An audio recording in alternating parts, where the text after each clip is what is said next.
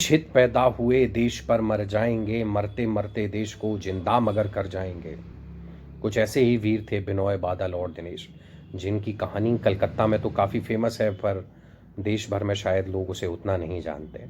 इनकी कहानी शुरू हुई थी बिनोय कृष्ण बोस नाम के सज्जन से, जिन्होंने ऑपरेशन फ्रीडम, जो कि बंगाल में 1930 के दशक में चलाया गया था, जो कि क्रांतिकारी गतिविधियों को दबाने की एक ब्रिटिशर्स की कोशिश थी।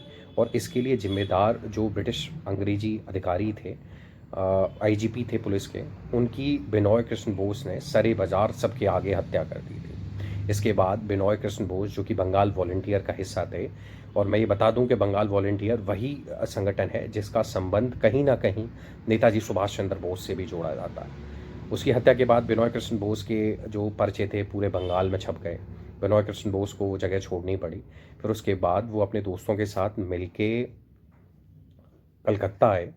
कलकत्ता में उन्होंने पहले राइटर्स बिल्डिंग, जो कि काफ़ी फेमस थी और जहाँ पे एक और कर्नल रहते थे, जो कि इस ऑपरेशन फ्रीडम से कहीं ना कहीं और संबंध रखते थे, उनके मित्र थे बादल और दिनेश, जिनके साथ मिलके उन्होंने इस राइटर बिल्डिंग में इस आईजीपी को मारने की योजना बनाई। उसके लिए उन्होंने पहले प्रॉपर रेकी की, उसके ब्लूप्रिंट्स लेके आए। फिर उसके बाद उन्होंने इसके ऊपर, राइटर्स बिल्डिंग के ऊपर हमला किया। जिस दिन हमला निर्धारित किया गया, उस दिन उन्होंने पहले नए अपने अंग्रेजी सूट बूट सिलवाए और उसके बाद उन्होंने राइटर्स बिल्डिंग पर धावा बोला। इसमें उन्होंने पहले उस आईजीपी की हत्या कर दी और कुछ वक्त तक उन्होंने उस राइटर्स बिल्डिंग को हाईजैक कर लिया। पर बगल में ही एक पुलिस हेडक्वार्टर्स थे जहां से तुरंत रेनफोर्समेंट आ गया, और जिसकी वजह से बिनोय बादल और दिनेश जो थे उनकी स्थिति कमज़ोर पड़ गई।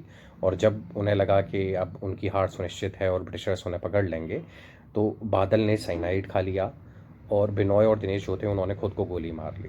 पर हाय री किस्मत, बिनोय जो थे उनकी तो कुछ वक्त बाद ही अस्पताल में मृत्यु हो गई, पर दिनेश को बचा लिया गया।